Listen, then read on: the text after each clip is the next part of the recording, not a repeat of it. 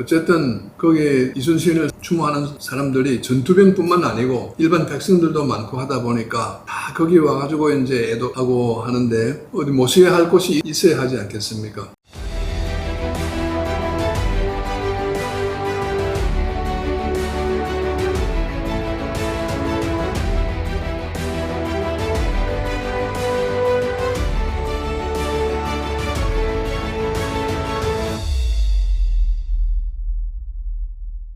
이사장님 안녕하세요. 안녕하십니까. 그동안 잘 지내셨습니까? 예. 날씨가 많이 더워졌네요. 그러게 말입니다. 이제 뭐 진짜 아주 더운 여름이 오지 않을까 싶습니다. 제가 알고 있기로는 뭐 저도 같이 동행을 하긴 했습니다만은 저희들이 지난번에 해군사관학교하고 또 남해 여수를 이순신 유적지를 같이 탐방을 하지 않았습니까? 네. 그래서 오늘은 그런 이야기를 좀 나누고 싶은데 지난번에 해군사관학교 갔을 때 뭐 개인적으로 뭐 투어하러 간 게 아니라 해군사관학교에서 있었던 학술 세미나에 여해연구소 이사장 자격으로서 축사를 하러 가신 걸로 알고 있는데 네, 맞습니다. 그 축사 내용이 상당히 감동적이었다 이런 이야기를 제가 참석하신 학자들한테 들었는데 어떤 내용으로 축사를 하셨죠?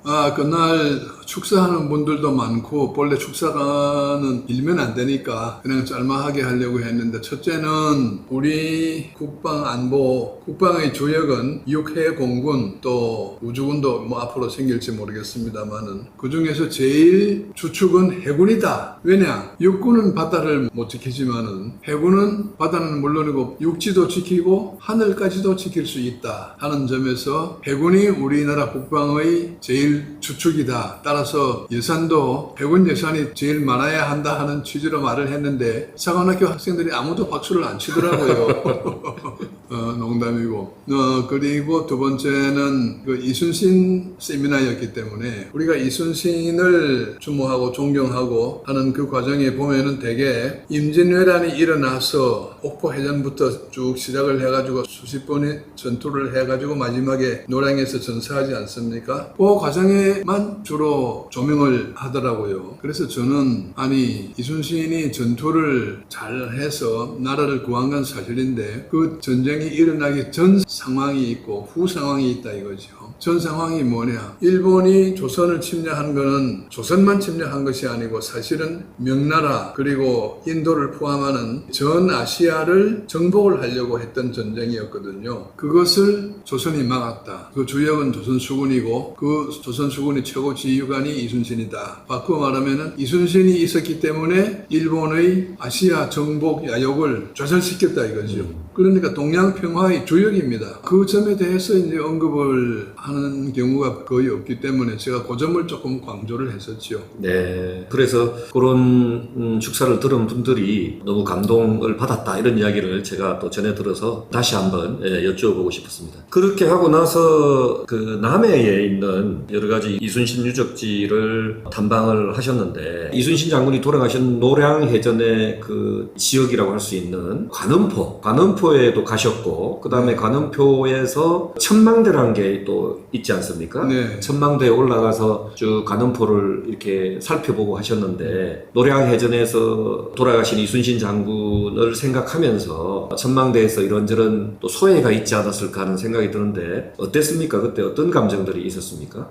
참 이순신이 노량해전을 하면서 마음이 참 착잡했으리다. 이제 그 돌아가신 최후의 전장이 관음포였지 않습니까? 이 관음포가 사실은 역사적으로 노량해전이 있기 200년 전에 또 관음포 해전이 있었거든요, 사실은. 그때도 왜구들이 대규모로 쳐들어와가지고 엄청난 큰 전투가 있었는데 거기에서 이순신이 오늘 내 자신이 또 관음포 해전을 하는구나. 뭐 그런 생각부터 들었겠지요. 그러면서 이 전투는 이때까지 있었던 전투하고는 조금 성격이 다르다. 당분간 마지막 전투가 될 수 있다. 왜군들이 살아 돌아가든 죽어서 가지 못하든 살아 돌아간다 하더라도 저자들은 반드시 다시 쳐들어올 것이다. 라는 대부분 다 그렇게 믿었으니까요. 그러니까 이 자들을 살려서 돌려보내면 되지 않는다. 굉장히 아주 전투에 임하는 그 마음 자체가 아주 참 기뻤을 겁니다. 겁니다.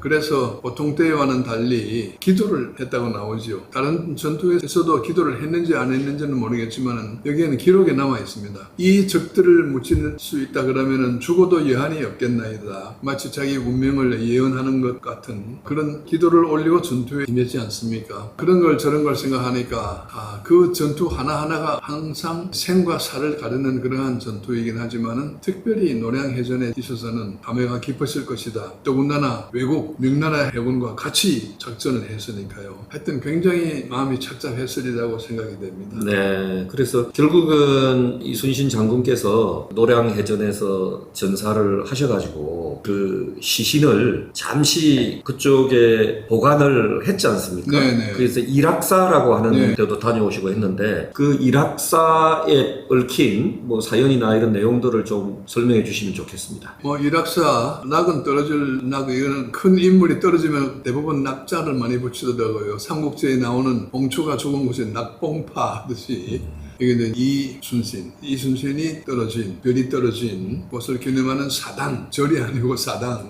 당연히 이락사지요. 근데 그날 새벽에 전사를 했는데 전투는 이제 일단 끝났지요. 왜군들이 철수했으니까. 그러면 남은 일이 제일 큰 게 이제 우선 장군이 시신을 처리하는 것인데 지금 고향 아산까지는 멀고 하니까 우선에 여기에 임시로 좀 보관을 하자 해가지고 그 이락사 터에다가 가묘를 만드는 게 그게 뭐 순서이지 않겠습니까? 네. 뭐 얼마나 거기다 모셨는지는 모르겠습니다. 기록이 없어서 아마 뭐 아주 짧은 기간일 겁니다. 거기서 모셨다가 이제 다시 고금도로 모시고 그리고 거기서 이제 고향으로 모시고 이락사는 막 그러한 곳이고 그리고 그 천망대 저희는 그 천망대를 보고 참 많은 감회를 가지는데 이순신 장군 본인이 천망대를 올라가 봤겠습니까? 올라가 볼 겨를도 없었죠. 그때는 없었으니까요. 예, 저희 외교성을 이제 봉쇄를 해야 되는데 이순신이 본래 이제 천망백을 많이 활용을 했었지요. 그때는 레이더가 없는 시절이었기 때문에 어쨌든 높은데 올라가서 왜군들이 동정을 살펴야 되니까 전망대 보면은 우리 올라가 봐서 알지만은 딱 좋은 데 아닙니까? 그 당시는 경치 구경하는 곳이 아니고 왜군의 동정을 살피는 곳이었기 때문에 우리가 올라갔을 때와는 다른 그런 절박한 심정을 가지고 전망병들이 거기에서 근무를 했을 겁니다. 네. 그래서 저는 이순신 장군이 참 대단한 위대한 지도자다, 리더다라고 생각하는 게 총탄에 맞아서 돌아가시기 전에 지금 전쟁이 급하니 나의 죽음을 알리지 말라라는 말씀을 하셨지 않습니까? 그래서 그런 부분도 참 대단하고 그 다음에 또 남해에는 꼭 우리가 이순신 관련돼서 들려야 될 것이 충렬사가 있는데 충렬사가 이순신 장군과 어떤 인연이 있는 곳인지 내용에 대해서 좀 설명해 주시면 고맙겠습니다.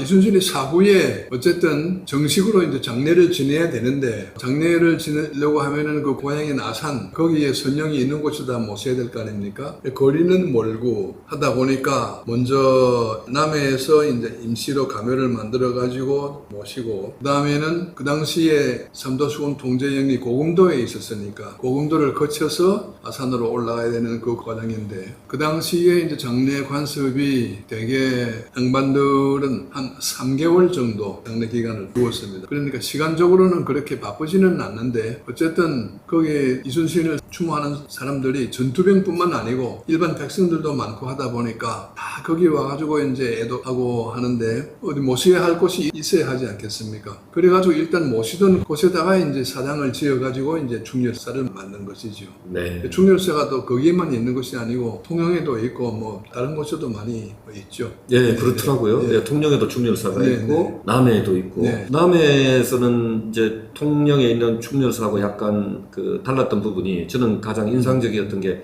가묘가 있더라고요. 가묘가. 네. 예, 그래서 가묘가 있고 그래서 그건 아마 이락사에서 그 충렬사 쪽에 잠깐 또 계시다가 아까 말씀하신 대로 고금도로 가고 이제 이런 과정들을 거치는 하나의 이제 그 통로였지 않나 싶고요. 네. 어쨌든 충렬사에서 남해 여행을 마무리를 하면서 소위 충렬사 영정 앞에서 이사장님이 딱 묵념하시는 것도 제가 봤는데 그때는 어떤 마음으로 또 묵념을 하셨는지 마지막으로 그게 궁금합니다. 훌륭합니다. 그것은 저희가 수백 년 후에 태어났고 지금은 평화시대이기는 하지만은 평화라고 하는 것은 본래부터 있었던 평화가 아니고 전쟁을 잘 극복을 했을 경우에 오는 것이 평화이지 않습니까? 나중에 이제 그 다음날 향일함에 가서 우리 다 같이 묵념을 하고 했는데 마음은 다 똑같죠. 국태민안, 나라가 평화롭고 백성이 안전해야 된다. 그것을 위해 가지고 부처님에게 빌고 팔만대장경을 만들고 그랬지 않습니까? 뭐 향일함에는 뭐 팔만대장경이 없지만은 그러나 절을 만들고 우리가 불교 국가로서 불심이 강하지 않습니까? 부처님께서 우리를 보호해 주십시오 하는 그 마음으로 향일함에 올라가는 마음,